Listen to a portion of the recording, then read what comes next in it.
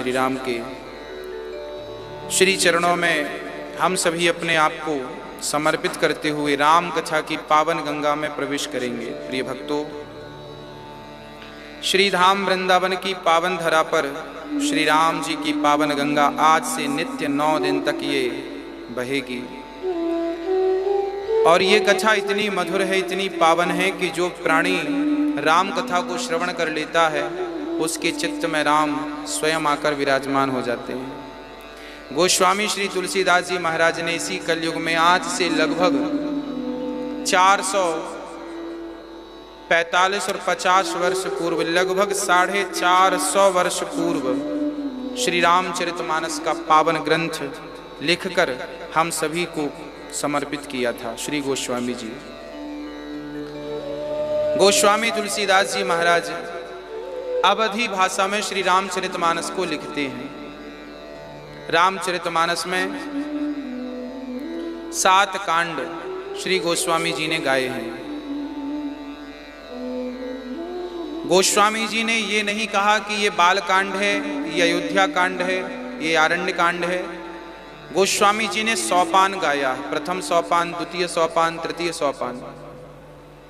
गोस्वामी जी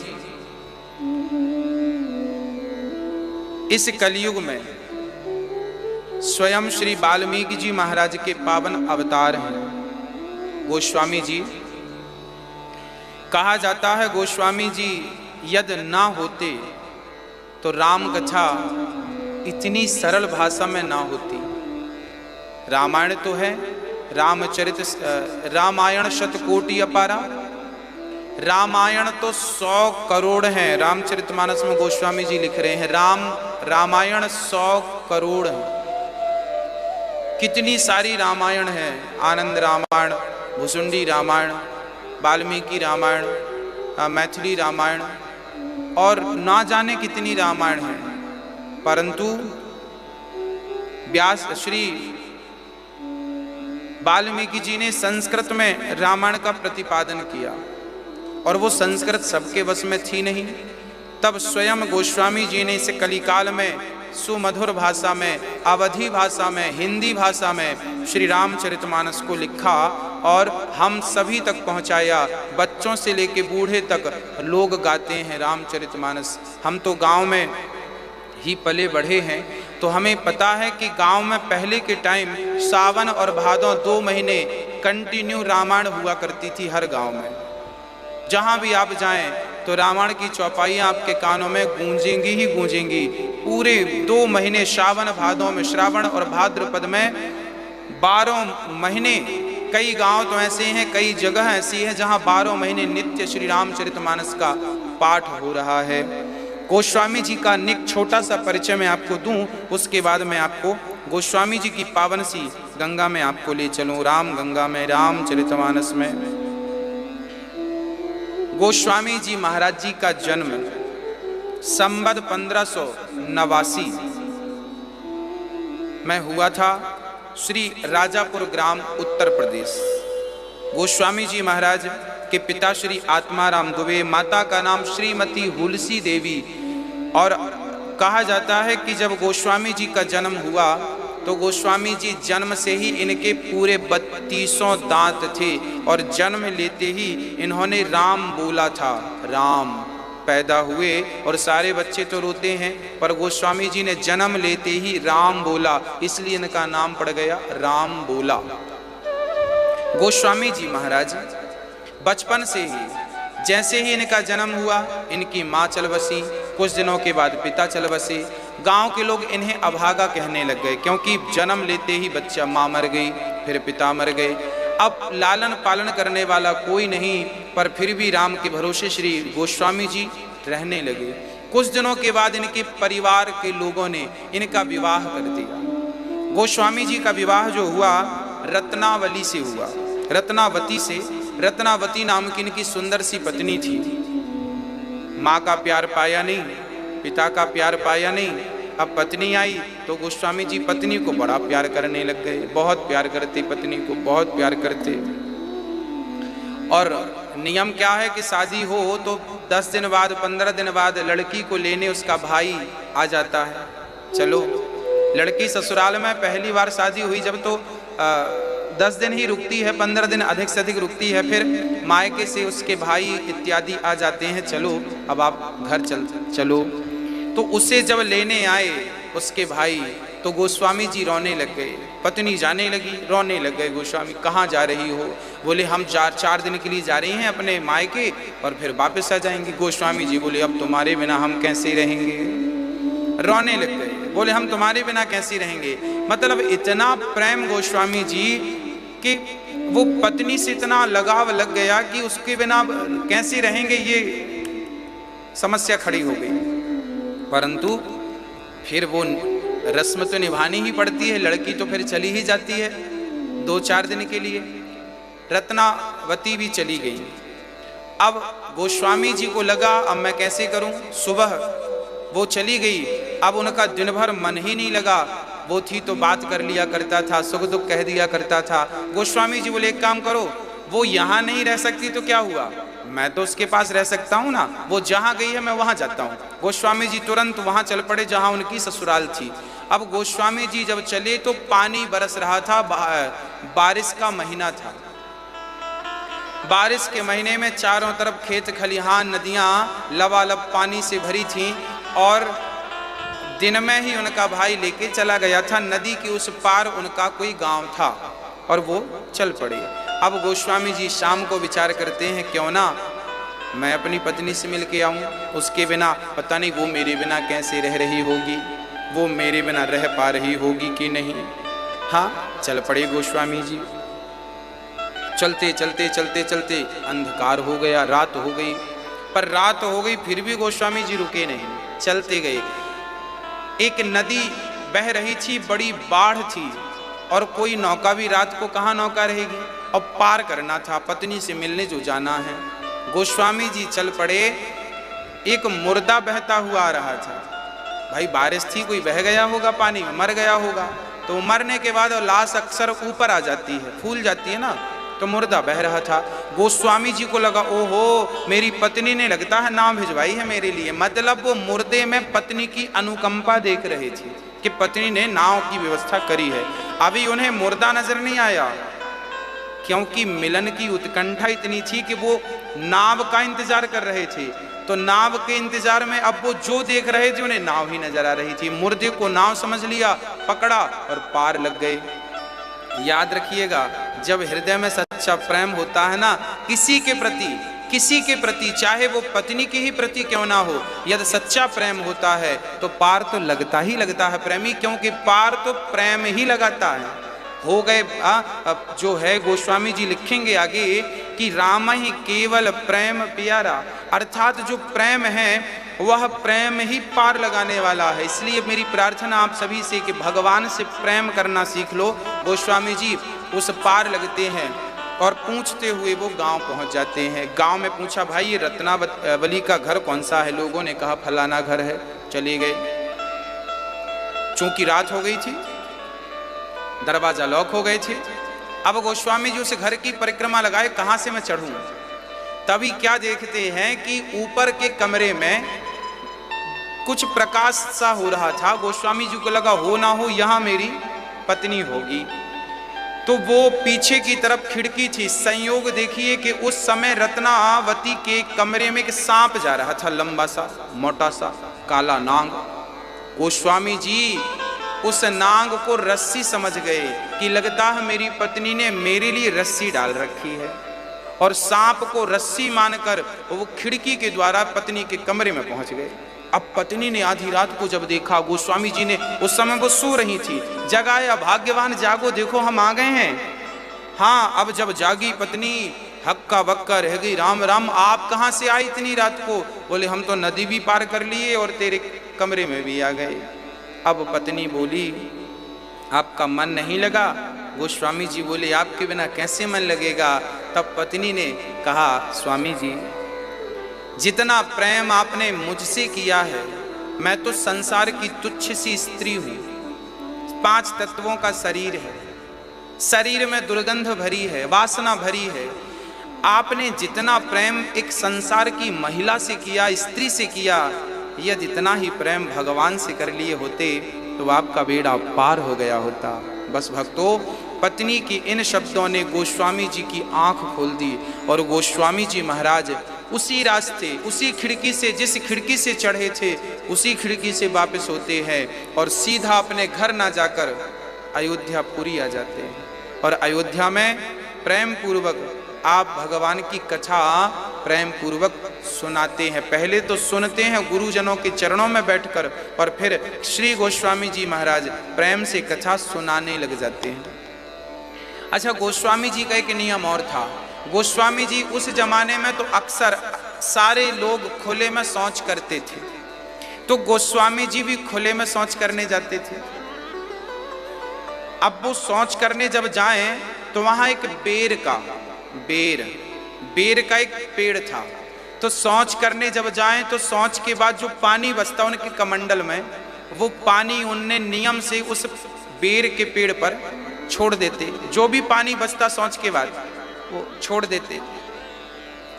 एक दिन पानी छोड़ते छोड़ते अब कई महीने, क्योंकि वही जाना था, वही नियम बन गया, पानी इसमें डालना है। अकस्मात ये बुद्धि हुई कि पानी डालना है, और बेर में पानी डाले। कुछ दिनों के बाद वो बेर सूख रही थी, बेर का पेड़, पर वो पनप गया, हरा भरा हो गया पानी से।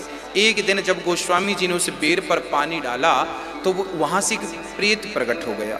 और प्रेत जब प्रकट हुआ तो गोस्वामी जी ने कहा, भैया आप कौन हैं? उन्होंने कहा, हम प्रेत हैं, हम तुम्हारी सेवा से प्रसन्न हैं, तुम हमें रोज पानी पिलाते हो। क्योंकि जो भूत प्रेत होते हैं ना, वो ऐसा ही पानी पीते हैं, गंदा। हाँ, आपने हमें पानी पिलाया है, हम आपसे बड़े प्रसन्न हैं, हमसे कुछ मांग लो। तब गोस्वामी जी ने उस प्रेत से मांगा। गोस्वामी जी ने कहा, भैया यदि हमें कुछ देना चाहते हो तो बस हमें राघव का, राम का दर्शन करा दो। यदि तुम्हारी सामर्थ्यता है, तुम कुछ देना ही चाह रहे हो, तो राम का दर्शन करा दो, यही मैं आपसे मांग रहा हूँ। कितनी बढ़िया बात है। गोस्वामी जी प्रेत से भी यदि कुछ मांग रहे हैं तो राम का दर्शन मांग रहे हैं। प्रेत से क्या मांग रहे हैं? राम का दर्शन मांग रहे हैं। अर्थात प्रेत से गोस्वामी जी राम को मांग रहे हैं। तो आप कभी भी मंदिर जाएं, किसी भी मंदिर में जाएं, और आपसे यदि आपको मांगना पड़े किसी से, तो अपने इष्ट के लिए, अपने भगवान के लिए प्रीति प्रेम ही मांगिएगा। गोस्वामी जी महाराज जब प्रेत से कहते हैं कि राम से मिला दो, तब प्रेत ने कहा, भैया मैं राम से आपको नहीं मिला सकता, परंतु मैं राम तक पहुंचने का आपको मार्ग बता सकता हूं। कैसे? तब गोस्वामी जी से प्रेत ने कहा कि जब आप कथा सुनाते हैं ना लोगों को, अच्छा गोस्वामी जी रोज सत्संग करते थे, रोज कथा सुनाया करते थे, बैठ जाते थे एक चबूतरे में और सारे लोग बैठ जाते थे, कथा सुनते थे। बड़ी बड़ी सुंदर कथा श्री गोस्वामी जी गाते थे राम जी की। प्रेत ने कहा कि जब तुम कथा सुनाते हो ना, तो तुम्हारी कथा में जो सबसे पीछे काला सा आदमी कंबल ओढ़ के आता है, तुम कल उसके पांव पकड़ लेना, तुम्हें राम का दर्शन हो जाएगा। अब गोस्वामी जी ने कहा कि भाई वो कौन है जिनके आप पांव पकड़ने का बोल रहे हैं? तब उन्होंने कहा, प्रेत ने कहा कि वो श्री हनुमान जी हैं, वेश बदल कर आते हैं और जहाँ जहाँ राम कथा होती है, हनुमान जी किसी ना किसी रूप में आकर उस कथा का रसपान, रसास्वादन जरूर करते हैं। अब तो गोस्वामी जी को बड़ा आनंद लगा और कल के दिन फिर वो जाकर कथा सुनाई। और जब कथा सुना रहे थे तो गोस्वामी जी ने ध्यान दिया, सचमुच पीछे कंबल ओढ़कर गंदा सा आदमी, मक्खी लग रही हैं और बहुत गंदे स्वरूप में गोस्वामी जी लगे। अच्छा, हनुमान जी स्वरूप में आते हैं ताकि इन्हें कोई पहचान न सके। और गोस्वामी जी महाराज ने जब देखा, जब कथा पूरी हुई, सारे श्रोता जाने लगे तो हनुमान जी भी जाने लगे। गोस्वामी जी ने चरण पकड़ लिया, महाराज हम पर कृपा करो। वो काला सा व्यक्ति बोला, गुरुजी आपने हमारे पांव क्यों पकड़ रखे? आपने तो बड़ी अच्छी कथा सुनाई, और आप तो तुलसीदास महाराज हैं और आप तो अच्छी कथा सुनाते हैं। तब तुलसीदास जी ने कहा, हमें पता है आप हनुमान जी हो, हमें दर्शन दो, हमें दर्शन दो। और जब गोस्वामी जी ने चरण पकड़े हैं न प्रिय भक्तों, तो वो साधारण रूप में सचमुच श्री हनुमान जी महाराज प्रकट हो गए। ना जाने किस रूप में नारायण मिल जाएं, इसलिए मैं कहा करता हूं सबकी सेवा करिएगा, पता नहीं परमात्मा किस रूप में छिपकर आपको देख रहे हों और आपका मुआयना कर रहे हों। हरि व्यापक सर्वत्र समाना। गोस्वामी जी महाराज प्रेम पूर्वक पावन चरण पकड़कर कहते हैं, भगवान मुझे आप राम का दर्शन कराइए। उसके बाद गोस्वामी जी को चित्रकूट पर श्री हनुमान जी ने तुलसीदास जी को राम जी का पावन दर्शन कराया। कहा कि कल जब तुम चंदन घिसते हो ना, और चंदन गोस्वामी जी क्या करते थे देखिए, हमें अपनी सामर्थ्यता के अनुसार करना चाहिए। यदि आप धनवान हो तो धन से लोगों की भोजन इत्यादि की सेवा कर लो। गोस्वामी जी रोज चंदन लगाया करते थे। गोस्वामी जी ने एक सेवा पकड़ रखी थी चित्रकूट में, रोज अपने हाथ से गोस्वामी जी बढ़िया सा चंदन घिसते और चंदन घिस के वहां जितने संत होते सबको चंदन लगाते थे, ये भाव से कि मैं राम को चंदन लगा रहा हूं। अब सचमुच जब गोस्वामी जी इस भाव से चंदन लगाते कि मैं राम को चंदन लगा रहा हूं, सारे संतों को, बच्चों को, वहां जितने भगत होते थे गोस्वामी जी सबको चंदन लगाते थे। और गोस्वामी जी के इस प्रेम को देखकर भगवान भी रीझ गए। भगवान इतने रीझे कि आज भगवान प्रकट होकर राम लक्ष्मण और साधारण रूप बनाकर और गोस्वामी जी से चंदन लगवाने आ गए। जब आप सच्ची श्रद्धा से कोई सेवा करते हैं ना, तो सेवा को स्वीकार करने एक बार भगवान जरूर आते हैं। आज गोस्वामी जी चंदन लगा रहे हैं और गोस्वामी जी ने राम को चंदन लगा दिया, राम जी आगे बढ़ गए। लक्ष्मण को चंदन लगाया, लक्ष्मण जी आगे बढ़ गए। हनुमान जी बोले भैया पहचानो यही राम लक्ष्मण हैं, पर तुलसीदास जी तो मस्त थे। तब गोस्वामी जी से हनुमान जी ने तोता बनकर के कहा, और तोता बनकर क्या कहा हनुमान जी ने, जरा सुनिएगा कि चित्रकूट के घाट में भई संतन की भीड़, तुलसीदास चंदन घिसे तिलक लेत रघुबीर। अब जैसे ही हनुमान जी ने ये दोहा गाया, तुलसीदास जी के आंख खुल गई और राम लक्ष्मण के चरणों में गिर पड़े, प्रभु मुझे कृतार्थ कर दिया आपने दर्शन देकर। तब सीताराम प्रकट हो गए, राम जी प्रकट हो गए, सीता जी प्रकट, श्री लक्ष्मण जी अपने निज रूप में प्रकट होकर साक्षात गोस्वामी जी को श्री राम लक्ष्मण सीता माने गोस्वामी जी को प्रत्यक्ष दर्शन दिया। उसके बाद गोस्वामी जी ने ये सुंदर से श्री रामचरितमानस की पावन रचना हम सभी के लिए कर डाली। हाँ, सुंदर सी कथा गोस्वामी जी कहाँ से शुरू करते हैं श्री राम कथा को, आइए गाते हैं। गोस्वामी जी महाराज को प्रेरणा श्री हनुमान जी ने दी। कहते हैं कि हनुमान जी कहते गए, गोस्वामी जी लिखते गए। कहा यह भी जाता है रचि महेश निज मानस रखा। रामचरितमानस के सबसे बड़े वक्ता श्री भगवान शिव हैं। भगवान शिव ने रामचरितमानस को लिखकर अपने हृदय में रखा और गोस्वामी जी के माध्यम से छपवा दिया, प्रकाशित करवा दिया श्री शंकर भगवान ने। वर्णानामर्थ संघानाम। देखिए गोस्वामी जी यहां से रामचरितमानस प्रारंभ करते हैं। अच्छा, बाकी लोगों ने रामायण लिखी है, वाल्मीकि रामायण, भुषुंडी रामायण, आनंद रामायण, मैथिली रामायण। हाँ, ये रामायण है, सबने रामायण लिखी है, रामायण। और गोस्वामी जी ने रामायण नहीं, रामचरित मानस। तो रामायण का अर्थ होता है रामायण। हाँ, बोले जो राम का घर है, राम के अयन है, रामायण। जो राम का अयन है, जो राम का घर है, वह रामायण है। रामायण अर्थात राम का घर, राम का निज निवास। पर गोस्वामी जी रामायण नहीं, रामचरित्र मानस लिख रहे हैं। मानस मतलब होता है सरोवर। मानस, हाँ, हम लोग देखते हैं ना लोग जाते हैं मान सरोवर। मानस मीन्स सरोवर। रामायण में वह प्रवेश करे जो शुद्ध बुद्ध हो चुका है। बुद्ध विश्राम सकल जन रंजनी, जो ज्ञानी है, जो बिल्कुल प्रखर है, वो तो रामायण में प्रवेश करें। जो अच्छा, मंदिर जाने के पहले एक शर्त होती है।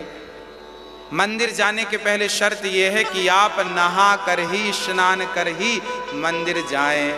तो जो स्नान कर चुके हैं वो रामायण में प्रवेश करें, और जो स्नान करना चाह रहे हैं वो रामचरितमानस में प्रवेश करें। तो रामचरितमानस तो सरोवर है, और ये भक्ति का सरोवर है, प्रेम का सरोवर है। और जो इस प्रेम के सरोवर में डुबकी लगा लेता है उसके पाप संताप सदा सदा के लिए मिट जाते हैं, जन्म जन्म के पाप। और बुद्ध विश्राम सकल जन रंजनी, बुद्ध विश्राम अर्थात ज्ञानी जनों को भी अपार शांति का अनुभव कराने वाला पावन यह ग्रंथ है श्री रामचरितमानस, जिसमें संपूर्ण मर्यादा का पालन श्री गोस्वामी जी ने किया है। अब वो ग्रंथ शुरू कहाँ से कर रहे हैं? बोले वर्णानाम अर्थ संघानाम रसानाम छंदसाम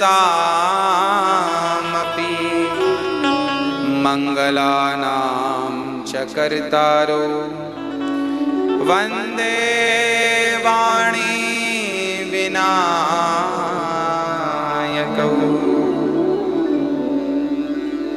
अक्षरों के अर्थ समूहों, रसों, छंदों और मंगलों की सुंदर सी सरस्वती माँ और गणेश भगवान को श्री गोस्वामी जी सबसे प्रथम प्रणाम करते हैं। और उस गोस्वामी जी का प्रथम शब्द क्या है? वर्णानाम अर्थ वर्णा, वा मतलब ब्रह्म सूचक, जिसके भीतर जो होता है ना उसके वाणी से वही निकलता है। ये आप देख लें। क्या होता है कि यदि आपके अंदर गालियां भरी हैं, निंदा भरी है, चुगली भरी है, किसी के प्रति घृणा द्वेष भरा है, तो आप जब भी बात करेंगे ना तो आपके मुंह से वही बातें निकलेंगी। और आपके भीतर यदि ज्ञान, संस्कार, सत्संग भरा हुआ है, ईश्वर का साक्षात्कार यदि आपने किया है, तो फिर ब्रह्म सूचक शब्द ही निकलेंगे। भाई प्याज खाओगे तो डकार तो प्याज की ही आएगी ना, जो खाएगा वही तो डकारेगा। अर्थात ईश्वर को जिसने जिस प्रकार से जाना है, माना है, उस प्रकार से वह बातें कर सकता है। तो गोस्वामी जी वा से शुरू करते हैं, वा शब्द ब्रह्म सूचक। और पहला प्रणाम किसको? माँ सरस्वती को, क्योंकि वाणी को वही शुद्ध करती हैं, बुद्धि को वही निर्मल करती हैं। और दूसरा प्रणाम श्री गणेश जी को। गणेश जी को प्रणाम क्यों किया? क्योंकि गणेश जी हम कोई भी शुभ काम करते हैं ना, चाहे शादी विवाह हो, चाहे सत्यनारायण भगवान की कथा हो, कोई भी शुभ कार्य, चाहे गृह प्रवेश हो, गृह निर्माण हो, आप कुछ भी करो, सबसे पहले किसको प्रणाम किया जाता है? श्री गणेश जी को।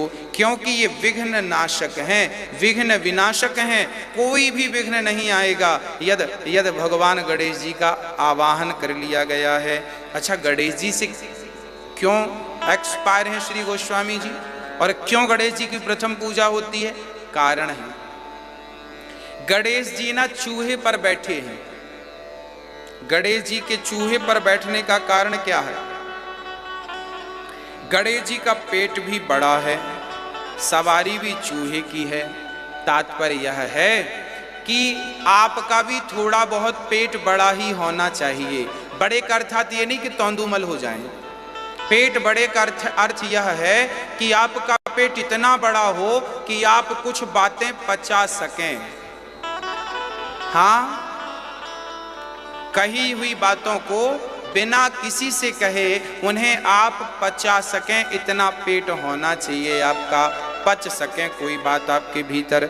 गणेश जी का पेट बड़ा है। तो ये गणेश जी सूचक हैं कि भाई आपका कोई अपमान कर दे तो उस अपमान को भी पचा लीजिएगा, और सम्मान कर दे उसे भी पचा लीजिएगा, क्योंकि कई बार आपका कोई सम्मान कर देना तो फिर आप डिंडोरा पीटने लगते हैं, देखो तो हमारा सम्मान हुआ, देखो तो हमें मेडल मिला, देखो तो हमारा ये हुआ, ये हुआ, ये क्या होता है, इससे फिर आपका अहंकार बढ़ने लगता है, अहंकार, और जब अहंकार बढ़ेगा तो फिर आपका पतन हो जाएगा। तो पतन से बचना है तो आप अपनी स्तुति और आलोचनाओं से बचिए।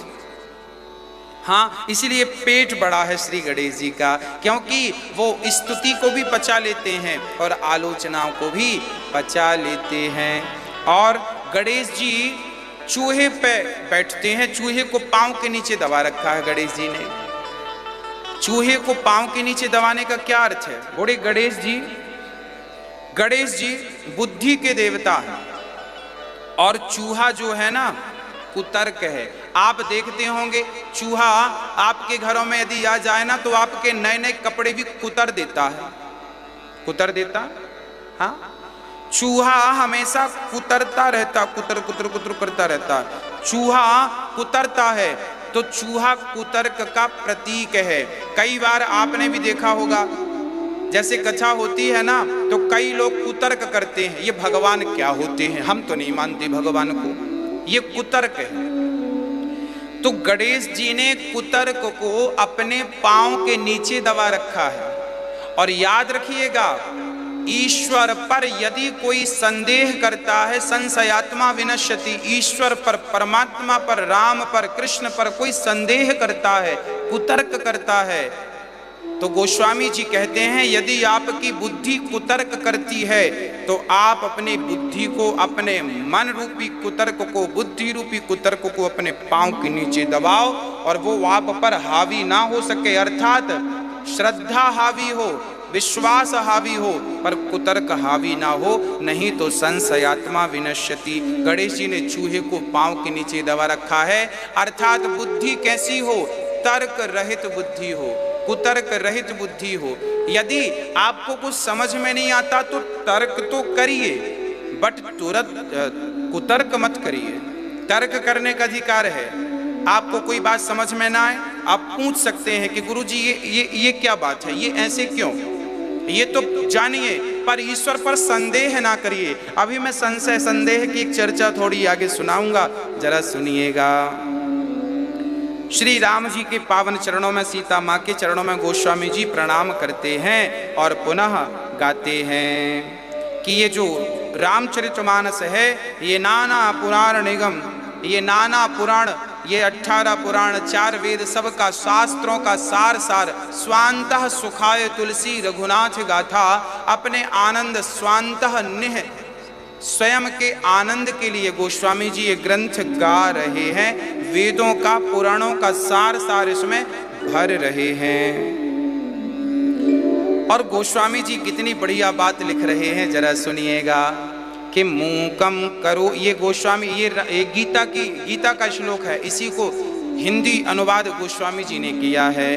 मूकम करोति वाचालम पंगुमिलंघयते गिरिम यत्कृपा तमहं वंदे परमानंदम माधवम। अब गोस्वामी जी ने अपने शब्दों में गाया, मूक हों ही बाचाल पंगु चढ़हि गिरिवर गहन, जासु कृपा सुदयाल द्रवाऊं सकल कलिमल दहन। भगवान जब कृपा करते हैं ना मेरी माँ, तो मूकम करोति वाचालम, जब ईश्वर कृपा करते हैं तो गूंगा भी बोलने लगता है। मूक हों ही बाचाल और पंगु चढ़हि गिरिवर गहना, जब ईश्वर कृपा करते हैं तो लंगड़ा भी पहाड़ लांघ जाता है। अर्थात कभी ये ना कहो कि हम ये नहीं कर सकते, ना ना, भगवान की शरण चले जाओ, मेरे राम चाहेंगे तो लंगड़ा भी पहाड़ लांघ जाएगा, आपको चिंता करने की बात नहीं है। राम जो करना चाहते हैं सब कर सकते हैं। वो अपने भक्त पर हाथ रख दें, कृपा की दृष्टि डाल दें तो लंगड़ा भी पहाड़ लांघ जाए और गूंगा पंचम सुर से गाने लग जाए, गूंगा व्यक्ति भी गाने लग जाए। किसकी कृपा से? बोले परमात्मा मेरे राम की कृपा से। राम की कृपा ऐसी है कि मूकम करोति वाचालम पंगुम लंघयते गिरिम यत्कृपा तमहं वन्दे परमानंदम माधवम। अब गोस्वामी जी ऐसे भगवान को प्रणाम कर रहे हैं जो गूंगा को भी पंचम सुर पे बुलाते हैं और लंगड़े से भी पहाड़ लंघवा देते हैं। अर्थात जो भगवान की शरण में है ना, वो कभी असहाय नहीं हो सकता, वो भगवान के सहायक है और उसका कल्याण परमात्मा करते हैं। अब गोस्वामी जी गुरु महाराज को प्रणाम करते हैं, गुरुजनों को प्रणाम करते हैं। अच्छा, गुरुजनों के चरणों में श्रद्धा बनाए रखिएगा। क्या गाते हैं गोस्वामी जी? गुरु जी की वंदना किस प्रकार गा रहे हैं जरा सुनिएगा। बंदाऊं गुरु पद पदों में परागा, सुरुचि सुबास सरस अनुरागा। बंदाऊं पदों में परागा, सुरुचि सुवास सरस अनुरागा। आमिय मोरी माय चूरन चारु, समन सकल भव रुज परिवारु। सुकृति संभूतन विमल विभूति, मंजुल मंगल मोद प्रसूति। जन मन मंजुल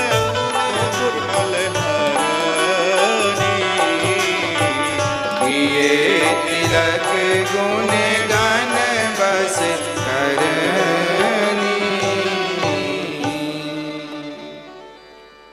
बंदाऊं गुरु पद पदों में परागा,